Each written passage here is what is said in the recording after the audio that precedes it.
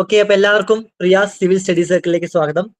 എന്റെ പേര് സച്ചിൻ. അപ്പൊ നമ്മള് ക്ലാസ് കണ്ടിന്യൂ ചെയ്യാണ്. നിങ്ങൾക്കറിയാം, നമ്മളിപ്പോ സ്ഥിരമായിട്ട് ക്ലാസ്സുകൾ ഇടുന്നുണ്ട്. UPSCയുടെ പ്രീവിയസ് ഇയർ ക്വസ്റ്റ്യൻസ് ആണ് നമ്മൾ ഡിസ്കസ് ചെയ്യുന്നത്. എത്ര വർഷത്തെ? ലാസ്റ്റ് 10 ഇയേഴ്സ്, അതായത് 2014 മുതൽ 2024 വരെയുള്ള UPSCയുടെ ഓരോ സബ്ജക്ട് വൈസ് ഉള്ള പ്രീവിയസ് ഇയർ ക്വസ്റ്റ്യൻസ് ആണ് നമ്മൾ ഡിസ്കസ് ചെയ്യുന്നത്. നിങ്ങൾ വീഡിയോസ് ഒക്കെ കാണാറുണ്ടാവുന്ന എന്റെ വിശ്വാസം. ഇപ്പൊ കാണുന്നവര് മാക്സിമം സപ്പോർട്ട് ചെയ്യുക, ലൈക്ക് ചെയ്യുക, ഷെയർ ചെയ്യുക, സബ്സ്ക്രൈബ് ചെയ്യുക. ഓക്കെ, നമ്മൾ ഇപ്പൊ ഞാൻ എടുക്കുന്ന പൊളിറ്റിയാണ്. മറ്റ് സബ്ജക്റ്റുകളുടെ പ്രീവിയസ് ഇയർ ക്വസ്റ്റ്യൻസ് നമ്മൾ കൂടെ ഡിസ്കസ് ചെയ്യുന്നുണ്ട്. നമ്മൾ സാധാരണ ക്ലാസ് അപ്ലോഡ് ചെയ്യപ്പോഴാണ് തിങ്കളാഴ്ചയും ബുധനാഴ്ചയും വെള്ളിയാഴ്ചയുമാണ്. ചില ദിവസങ്ങളൊക്കെ ചിലപ്പോൾ അങ്ങോട്ടും ഇങ്ങോട്ടും മാറി തരും. എന്നാൽ നമ്മൾ ആഴ്ചയിൽ 3 ക്ലാസ് വെച്ച് അപ്ലോഡ് ചെയ്യുന്നുണ്ട്. അപ്പം എല്ലാവരും ക്ലാസ്സുകൾ കാണുക, സപ്പോർട്ട് ചെയ്യുക. ഓക്കെ, അപ്പം തുടങ്ങുമല്ലേ? ഇന്നത്തെ പൊളിറ്റി നമ്മൾ ഓൾറെഡി ഇപ്പം 2 വർഷം കഴിഞ്ഞ് 2014 കഴിഞ്ഞ് നോക്കി, 2015 നോക്കി. ഇനി നമുക്ക് നോക്കാനുള്ളത് 2016 ആണ്. ഓക്കെ, 2016 നമ്മൾ സ്റ്റാർട്ട് ചെയ്യാൻ പോകുന്നത്. 2016 പ്രശ്നം ഇതെന്താ വെച്ചിട്ടുണ്ടെങ്കിൽ, ഏറ്റവും കുറവ് ക്വസ്റ്റ്യൻസ് പൊളിറ്റിന്ന് വന്ന ഒരു വർഷമാണ് 2016. സാധാരണ മിനിമം 15 ക്വസ്റ്റ്യൻസിന്റെ അടുത്ത് എന്താണ് പൊളിറ്റിന്ന് വരാറുണ്ട്. എന്നാൽ 2016 ആകെ വന്നത് 5 ക്വസ്റ്റ്യൻ ആണ്. 5 ഇല്ല, 4 ക്വസ്റ്റ്യൻ ആണ് നമുക്ക് പറയാം. പിന്നെ വന്നിട്ടുള്ളതൊക്കെ എന്താ, പൊളിറ്റിയുമായി റിലേറ്റ് ചെയ്തിട്ടുള്ള എന്താ കറണ്ട് അഫയേഴ്സ് ആണ് വന്നിട്ടുള്ളത്. അല്ലാതെ പൊളിറ്റിന്ന് സ്റ്റാറ്റിക് ആയിട്ടുള്ള ക്വസ്റ്റ്യൻസ് പറയാൻ വെറും 4-5 ക്വസ്റ്റ്യൻസേ ഉള്ളൂ. ബാക്കിയൊക്കെ കറണ്ട് അഫയേഴ്സ് എന്ന് വേണമെങ്കിൽ നമുക്ക് പറയാം. ഏറ്റവും കുറവ് ക്വസ്റ്റ്യൻസ് പൊളിറ്റിന്ന് വന്നൊരു വർഷമാണ് 2016. അതിനെ കോമ്പൻസേറ്റ് ചെയ്യാൻ തൊട്ടടുത്ത വർഷം 2017. എന്താണ് ഏറ്റവും കൂടുതൽ ക്വസ്റ്റ്യൻസ് പൊളിറ്റിന്ന് വന്നത് 2017 ഏകദേശം 20 മുകളിൽ 22-24 ക്വസ്റ്റ്യൻസ് എന്താണ് 2017 മാത്രം വന്നിട്ടുണ്ട്. 2016 കൂടി ചേർത്ത് വന്നത് 2017. നമുക്കിത് 2016 നോക്കാം. ഓക്കെ, ക്വസ്റ്റ്യൻസ് നോക്കിയേ, വായിച്ചു നോക്കിയേ. Consider the following statements. എന്തിനെ പറ്റിയാണ്? പഞ്ചായത്തുമായിട്ട് ബന്ധപ്പെട്ട ക്വസ്റ്റ്യൻ ആണ്. The minimum age prescribed for any person to be a member of panchayat is 25 years. ഒരാൾക്ക് പഞ്ചായത്ത് ഇലക്ഷനിൽ ഇരുന്നിട്ട് എന്താ പഞ്ചായത്ത് ഒരു മെമ്പർ ആവണമെങ്കിൽ എത്രയാണ് മിനിമം ഏജ് എന്നാണ് ചോദിച്ചിരിക്കുന്നത്. എത്രയാ? അതുപോലെ സെക്കൻഡ് പോയിന്റ് 25 എന്നാ പറഞ്ഞത്, ശരിയാണോ? A panchayat reconstituted after premature dissolution continues only for the reminder period. അതായത് 5 വർഷത്തേക്കാണല്ലോ ഒരു പഞ്ചായത്ത് കൂടുക, അതായത് എലക്ട് ചെയ്യുക. എന്നാൽ ഈ 5 വർഷത്തിന് മുന്നേ ഡിസൊല്യൂട്ട് ആവുക, അതായത് എന്താണ് 5 വർഷം ആവുന്നതിന് മുമ്പ് പഞ്ചായത്ത് റിസൈൻ ചെയ്യേണ്ടി വരികയാണ്. അതായത് ഇപ്പൊ 3 വർഷം കഴിഞ്ഞപ്പോൾ എന്താണ് പഞ്ചായത്ത് റിസൈൻ ചെയ്യേണ്ടി വന്നു. അങ്ങനെ വരുവാണെങ്കിൽ എന്താണ് പുതിയ പഞ്ചായത്ത് സ്റ്റാർട്ട് ചെയ്യുമല്ലോ. അതായത് പഴയ പഞ്ചായത്ത് റിസൈൻ ചെയ്ത് പോയി കഴിഞ്ഞാൽ എന്താണ് പുതിയ പഞ്ചായത്ത് ഇലക്ഷൻ നടത്തി വരും.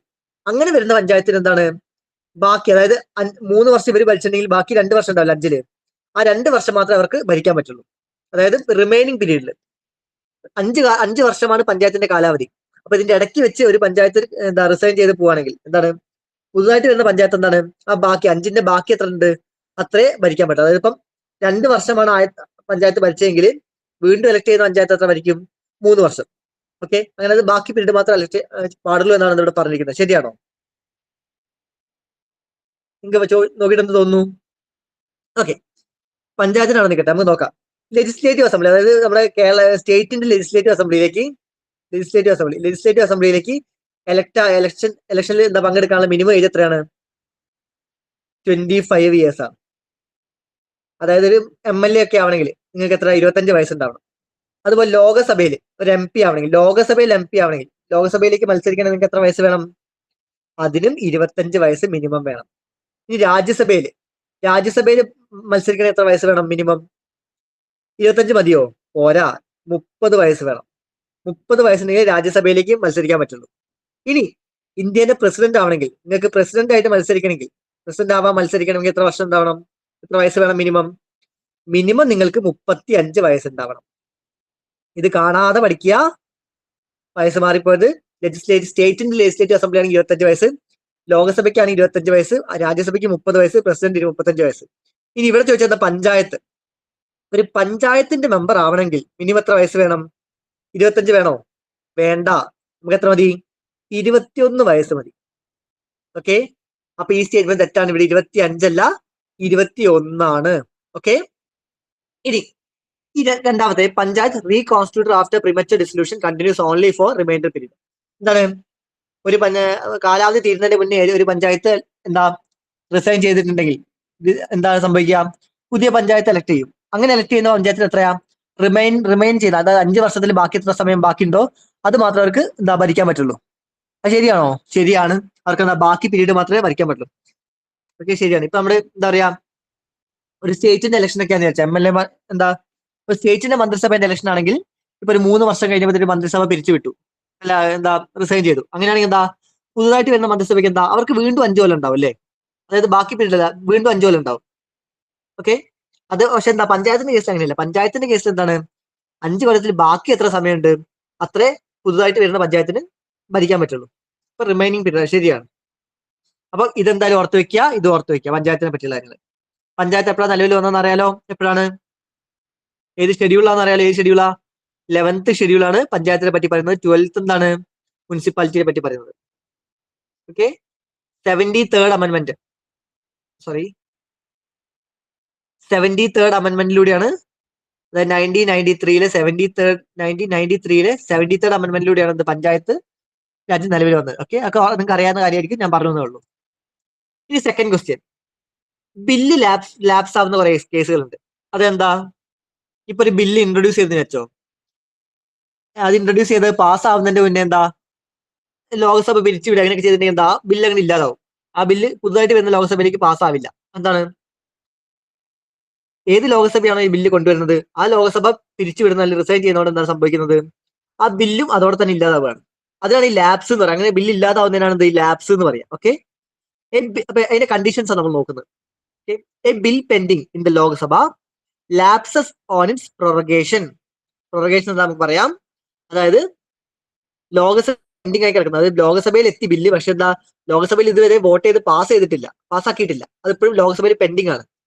അങ്ങനെയുള്ള ബില്ല് എന്താണ്, പ്രൊറഗേഷൻ നടക്കുമ്പോൾ ലാപ്സ് ആവുന്നതാണ് പറയുന്നത്. ഓക്കെ, രണ്ടാമത്തെ, ഈ ബിൽ പെൻഡിങ് ഇൻ രാജ്യസഭ, അതായത് രാജ്യസഭയിൽ എത്തിയ ബില്ല്, അത് രാജ്യസഭയിൽ പെൻഡിങ് ആയി കിടക്കുകയാണ്, വോട്ട് ചെയ്ത് പാസ്സായിട്ടില്ല. എന്താണ്, which has not been passed by the Lok Sabha. ലോകസഭയിൽ ആ ബില്ല് പാസ്സായിട്ടില്ല, ആ ബില്ല് ഇപ്പോൾ ഉള്ളത് എവിടെയാണ്, രാജ്യസഭയിലാണ്. അങ്ങനത്തെ ബില്ല് എന്താണ്, shall not lapse on dissolution of Lok Sabha. അങ്ങനെയുള്ള ബില്ല് എന്താണ്, ലോകസഭ ഡിസൊല്യൂട്ട് ആവുന്നതുകൊണ്ട് എന്താണ്, ലാപ്സ് ആവില്ല എന്നാണ് പറയുന്നത്. ഇല്ല, ഏതാ ശരി? ആദ്യം നിങ്ങൾക്ക് ഈ പ്രൊറഗേഷൻ എന്താണെന്ന് അറിയണം അല്ലേ, എന്നാലും നമുക്ക് ബാക്കി പറയാൻ പറ്റുള്ളൂ. 3 ടേം ഉണ്ട്, പ്രൊറഗേഷൻ, ഓക്കെ, അഡ്ജോൺമെന്റ്, പിന്നെന്താണ്, ഡിസൊല്യൂഷൻ. 2 ടേം ഇവിടെ പറയുന്നുണ്ടല്ലേ, പ്രൊറഗേഷനും പറയുന്നുണ്ട്, ഡിസൊല്യൂഷനും പറയുന്നുണ്ട്. എന്താണ് ഈ ടേമുകൾ തമ്മിലുള്ള വ്യത്യാസങ്ങൾ? അതായത് ഒരു ഹൗസ്, അതായത് ഇപ്പൊ ലോകസഭ കൂടി മീറ്റിംഗ് നടന്നുകൊണ്ടിരിക്കുക, അത് അന്ന് എന്താ, അത് നിർത്തി, അതായത് ലോക്സഭ ആ സമയത്ത് നടന്നുകൊണ്ടിരിക്കുന്ന മീറ്റിംഗ് നിർത്തുക വെച്ചോ, അതിനാണ് അഡ്ജോൺമെന്റ് എന്ന് പറയുക. അതായത് ആ നടന്നുകൊണ്ടിരിക്കുന്ന അവസാനിപ്പിക്കുക, ആ മീറ്റിംഗ് അല്ലെങ്കിൽ ആ ഡിസ്കഷൻ എന്താ അവിടെ അവസാനിപ്പിക്കുക. അതായത് ഇനിയിപ്പോ നമ്മളിവിടെ നിർത്തുകയാണ്, 2 ദിവസം കഴിഞ്ഞിട്ട് വീണ്ടും തുടങ്ങാൻ, അല്ലെങ്കിൽ അങ്ങനെ പറയില്ലേ, അതാണ് അഡ്ജോൺമെന്റ് എന്ന് പറയാം. അതായത് സെഷൻ പിരിച്ചു വിട്ടിട്ടൊന്നുമില്ല, തൽക്കാലം എന്താണ്, നിർത്തിവെക്കുക, അതാണ് അഡ്ജോൺമെന്റ്. ഒരു ഹൗസിന്റെ sitting ending of A sitting of house.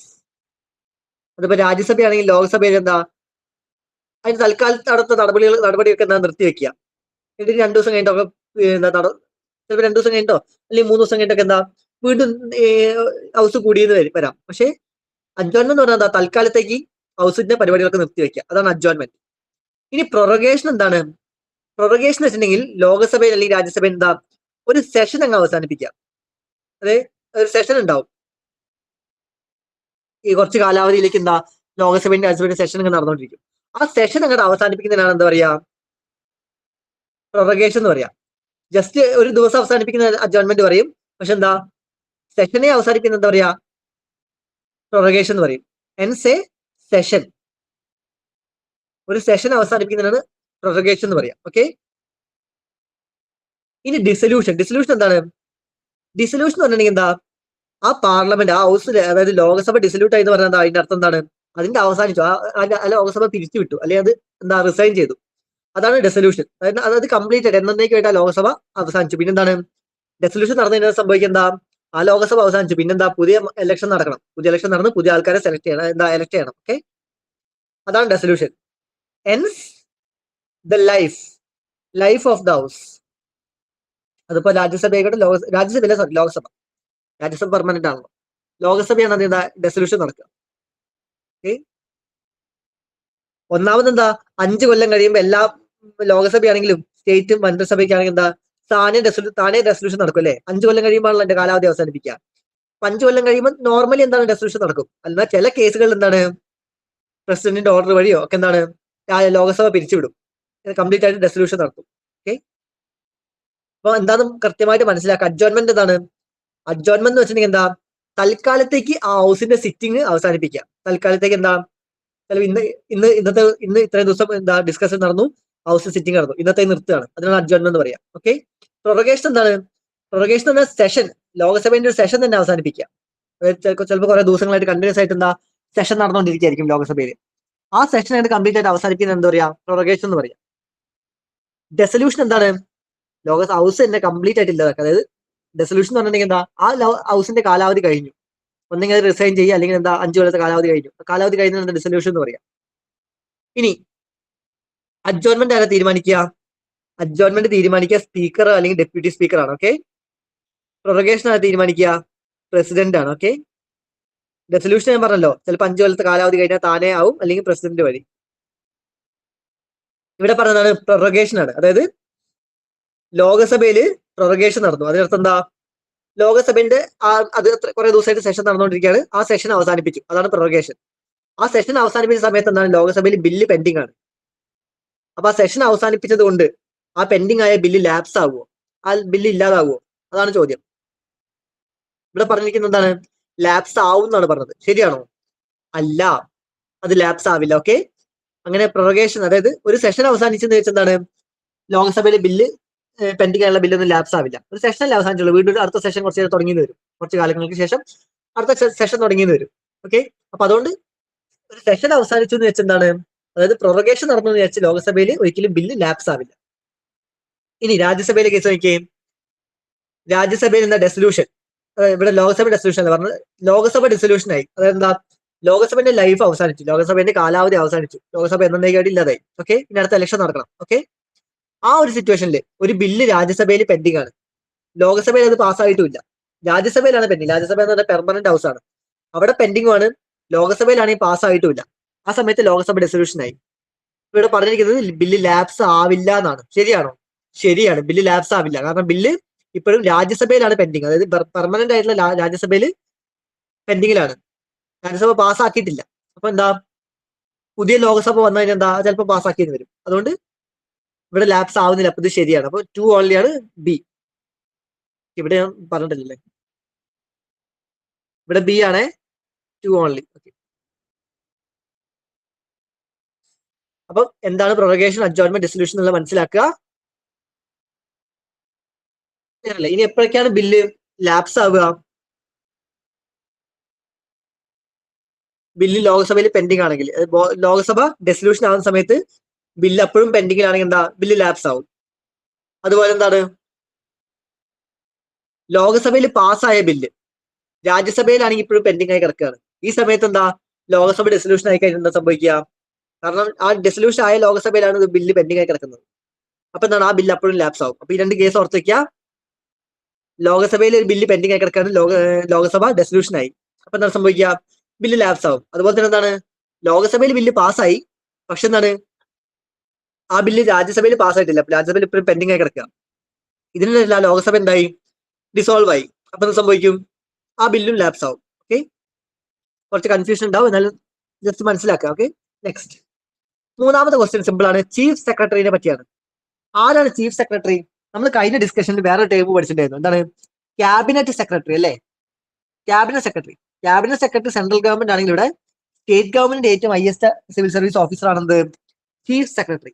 Okay, highest civil service officer ഇവിടുത്തെ സ്റ്റേറ്റ് ഗവൺമെന്റിന്റെ. സെൻട്രൽ ഗവൺമെന്റ് ആണെങ്കിൽ ആരാണ്? ക്യാബിനറ്റ് സെക്രട്ടറി ആണ്. State government highest civil service officer ആണ് ചീഫ് സെക്രട്ടറി. അതുപോലെ തന്നെ എന്താ, സ്റ്റേറ്റ് സിവിൽ സർവീസ് ബോർഡിന്റെ എക്സ് ഒഫീഷ്യോ ചെയർമാൻ ആരാണ്? ചീഫ് സെക്രട്ടറി ആണ്. സ്റ്റേറ്റ് സിവിൽ സർവീസ് ബോർഡ് ആട്ടോ. ഇന്ത്യൻ സിവിൽ സർവീസ് ബോർഡ് ആണെങ്കിൽ അത് ക്യാബിനറ്റ് സെക്രട്ടറി ആണ്. എന്നാൽ സ്റ്റേറ്റിലെ സിവിൽ സർവീസ് ബോർഡ് ആണെങ്കിൽ അതിന്റെ ചെയർമാൻ ആരാണ്? ചീഫ് സെക്രട്ടറി ആണ്.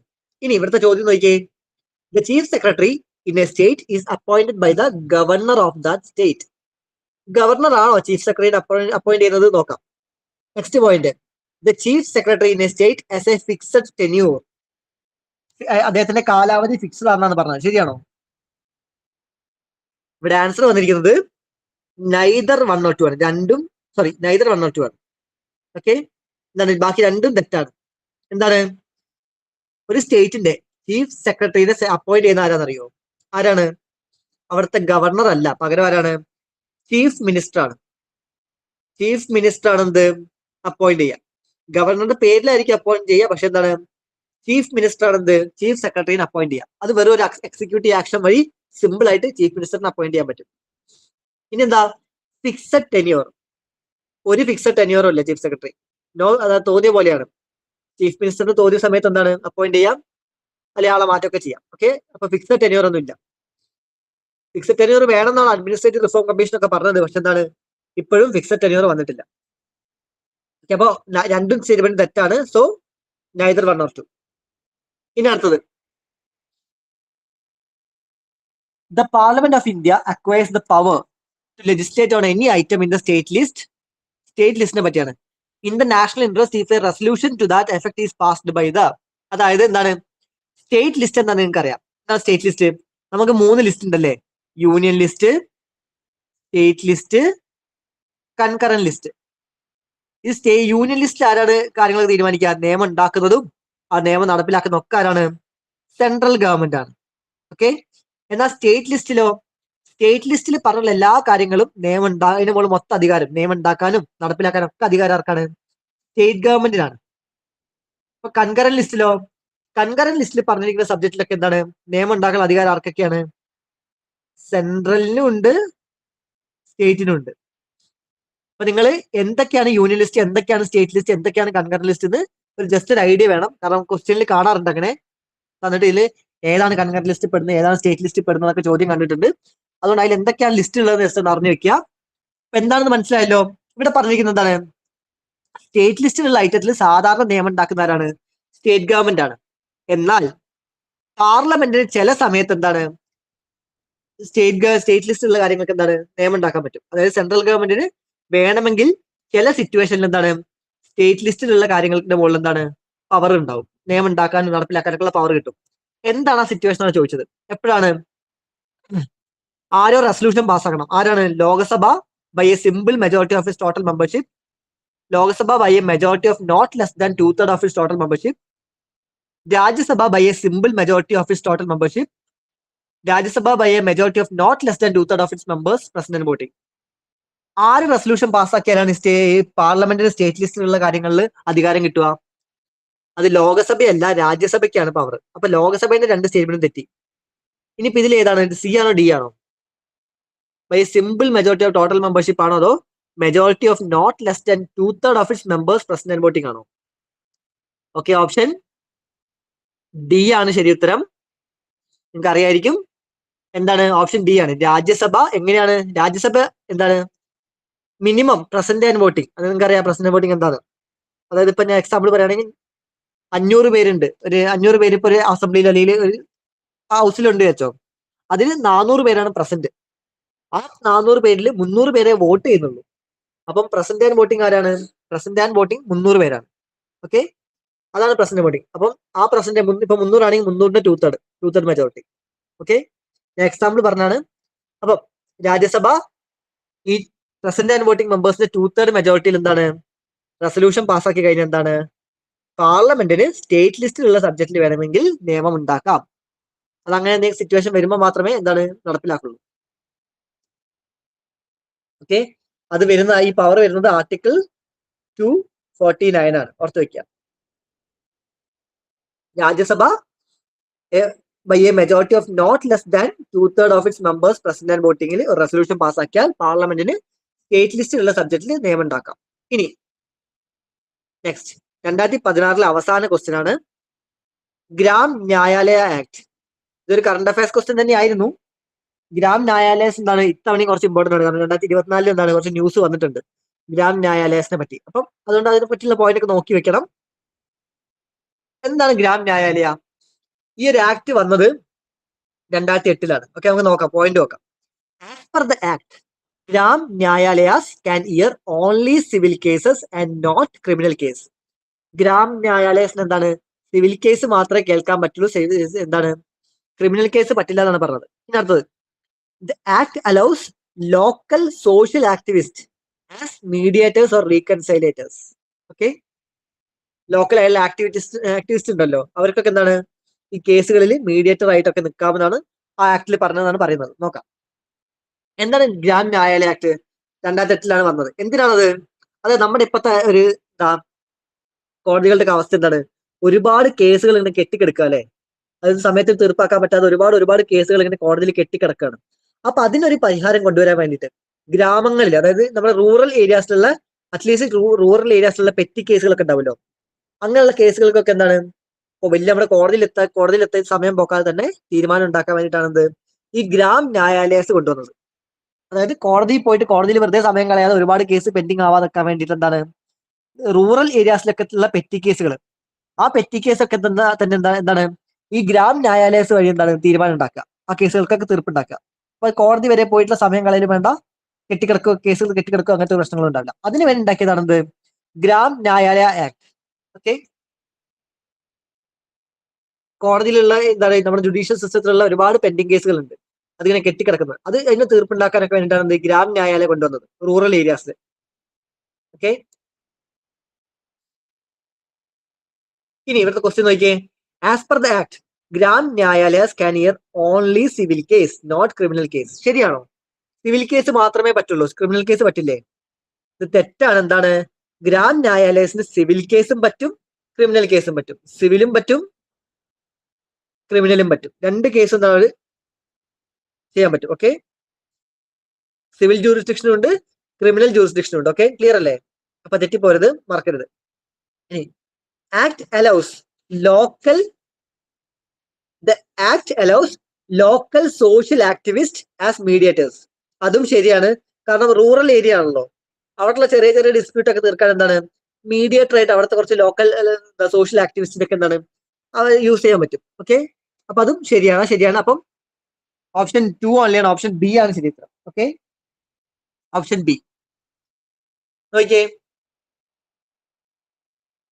അപ്പൊ ഇനി എന്താ പറയാ, ആരാണ് ഗ്രാം ന്യായാലയം വേണമെന്ന് ആദ്യം പറഞ്ഞത്? നമ്മുടെ ലോ കമ്മീഷൻ ഓഫ് ഇന്ത്യ ഉണ്ട്, അതിന്റെ 114ാമത്തെ റിപ്പോർട്ടിലാണ് ആദ്യമായിട്ട് എന്താ ഗ്രാം ന്യായാലയം വേണമെന്ന് പറയുന്നത്. ഓക്കെ, നമ്മുടെ ആർട്ടിക്കിൾ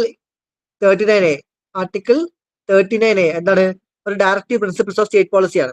അപ്പൊ അതിലും പറയുന്നത് എന്താണ് ഈ ഒരു ഫ്രീ ലീഗൽ എയ്ഡും ലീഗൽ സിസ്റ്റത്തിനൊക്കെ പറ്റിയിട്ട്. അതിനൊക്കെ വേണ്ടിയിട്ടാണ് എന്ത് കൊണ്ടുവന്നത് ഗ്രാം ന്യായാലയ കൊണ്ടുവന്നത്. ഓക്കെ, ഇത് എന്താ ചില സ്റ്റേറ്റിൽ മാത്രമല്ല മൊത്തം ഇന്ത്യയിൽ എന്താണ് ഇംപ്ലിമെന്റ് ചെയ്യുന്ന കാര്യമാണ്, സ്റ്റേറ്റിൽ മാത്രം. എന്നാൽ ചില സ്ഥലത്ത് എന്താണ് ഇത് എന്താ നടപ്പിലാക്കിയിട്ടില്ല. എവിടേക്കാ നമ്മുടെ നോർത്ത് ഈസ്റ്റേൺ ഏരിയയിൽ, അതായത് നാഗാലാൻഡ്, അരുണാചൽ പ്രദേശ്, ആസാം, മേഘാലയ, ത്രിപുര, സിക്കിം, ഇവിടെയൊക്കെ എന്താണ് ഇവിടെ ഗ്രാം ന്യായാലയം എപ്പോഴും വന്നിട്ടില്ല. ഓക്കെ, അപ്പൊ അത് ഓർത്ത് വെക്കുക. എന്താണ് ഗ്രാം ന്യായാലയ എന്നുള്ള മിനിമം ഐഡിയ ഉണ്ടാവണം. എന്തിനാണ് കൊണ്ടുവന്നത്? ഈ കോടതികളിലുള്ള ജുഡീഷ്യൽ സിസ്റ്റത്തിലുള്ള കേസുകളുടെ ഓവറായുള്ള കേസുകൾ കെട്ടിക്കിടക്കുന്നത് ഒഴിവാക്കാൻ വേണ്ടിയിട്ട്. ഓക്കെ, 2008 ആക്ട് വന്നത്. അവിടെ സിവിൽ കേസും ക്രിമിനൽ കേസും ഉണ്ടാവും. എന്താണ് വേണമെങ്കിൽ ലോക്കൽ ആയുള്ള ആക്ടിവിസ്റ്റ് ഉണ്ടാവും, മീഡിയേറ്റേഴ്സ് ആയിട്ട് ഉണ്ടാവാം. ഓക്കെ, അവിടുത്തെ ന്യായാധികാരി, അതായത് അവിടുത്തെ ജഡ്ജ് ഉണ്ടാവല്ലോ, ന്യായാധികാരി എന്നാ പറയാ. ന്യായാധികാരി അവർക്ക് എന്താണ് ഫസ്റ്റ് ക്ലാസ് മജിസ്ട്രേറ്റിന്റെ പവർ ആയിരിക്കും. ഫസ്റ്റ് ക്ലാസ് മജിസ്ട്രേറ്റ് അദ്ദേഹത്തിന്റെ പവർ ആയിരിക്കും. അതായത് ഹൈക്കോടതിയിലെ ഫസ്റ്റ് ക്ലാസ് മജിസ്ട്രേറ്റിന്റെ പവർ ആയിരിക്കും, പവറും സാലറിയും ആയിരിക്കും ഇവിടെ ഗ്രാം ന്യായാലയത്തിലെ എന്താണ് ന്യായാധികാരീസിന്. ഓക്കെ, ഹൈക്കോടതി. അപ്പൊ ക്ലിയർ ആണല്ലോ. ഈ 5 ക്വസ്റ്റ്യൻ എന്താണ് 2016 വന്നിട്ടുള്ളൂ. 5 വലിയ ബുദ്ധിമുട്ടുള്ള ക്വസ്റ്റ്യൻസ് ഒന്നും അല്ല. പിന്നെ കൂടുതൽ വന്നത് എന്താ കറണ്ട് അഫയേഴ്സ് ആണ്.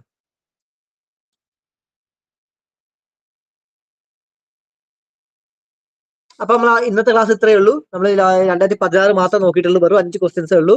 എന്താണ് പഞ്ചായത്തിനെ പറ്റി വന്നു, ഈ ബില്ല് ലാപ്സ് ആവുന്നതിനെ പറ്റി വന്നു, പ്രൊറഗേഷൻ, അഡ്ജോയിൻമെന്റ്, ഡിസൊല്യൂഷൻ, ഈ ടേമുകളൊക്കെ കാണാതെ പഠിച്ചു വെക്കുക, എന്താ മനസ്സിലാക്കി വെക്കുക. ഓക്കെ, ഈ ബില്ല് ലാപ്സ് ആവുന്ന കേസുകൾ ഇമ്പോർട്ടന്റ് ആണ്, ഇതിന് മുന്നേ ചോദിച്ചിട്ടുണ്ട് ഒരുപാട് തവണ. അപ്പം അതൊന്ന് കണ്ടീഷൻ നോക്കി വെക്കുക. ചീഫ് സെക്രട്ടറി സാറിന് വെച്ചാൽ മതി. പിന്നെ എന്താണ് ഇത് ഇമ്പോർട്ടന്റ് ആണ്, എന്ത് സ്റ്റേറ്റ് ലിസ്റ്റ് കണ്ടീഷൻസ് പറഞ്ഞല്ലോ രാജ്യസഭേന്റെ. പിന്നെ ഈ ഏതൊക്കെയാണ് യൂണിയൻ ലിസ്റ്റ് എന്തൊക്കെയാ പെടുക, സ്റ്റേറ്റ് ലിസ്റ്റ് എന്തൊക്കെയാ പെടുക, കൺകറന്റ് ലിസ്റ്റ് എന്തൊക്കെയാ പെടുക, ഇത് ജസ്റ്റ് നിങ്ങൾക്ക് ഒരു ഐഡിയ ഉണ്ടായിരിക്കണം. ഓക്കെ, പിന്നെ എന്താ ഗ്രാം ന്യായാലയ, അത് ഇത്തവണ കറണ്ട് അഫയേഴ്സിൽ വന്നതായതുകൊണ്ട് ജസ്റ്റ് നോക്കി വെക്കുക. ഓക്കെ, അപ്പൊ എത്രയേ ഉള്ളൂ, നമുക്ക് അടുത്ത ക്ലാസ്സിൽ കാണാം. 2017 നമുക്ക് എന്താ അടുത്ത ക്ലാസ്സിൽ എടുക്കാം, 2017 ക്വസ്റ്റ്യൻസ്. അപ്പൊ ഇതുവരെ കേട്ടിരുന്ന എല്ലാവർക്കും താങ്ക് യു. മാക്സിമം സപ്പോർട്ട് ചെയ്യുക. നമ്മൾ എല്ലാ ആഴ്ചയും ക്ലാസ്സുകളായിട്ട് വരുന്നതായിരിക്കും. ഇപ്പൊ പൊളിറ്റി മാത്രമല്ല മറ്റു സബ്ജക്റ്റുകൾ നടന്നുകൊണ്ടിരിക്കുന്നുണ്ട്. അപ്പൊ എല്ലാവരും സബ്സ്ക്രൈബ് ചെയ്യുക, ഷെയർ ചെയ്യുക, ബെൽ ബട്ടൺ ഞെക്കുക, മാക്സിമം നിങ്ങളുടെ ഫ്രണ്ട്സിലേക്കൊക്കെ എത്തിക്കുക. അപ്പൊ താങ്ക് യു, സി യു.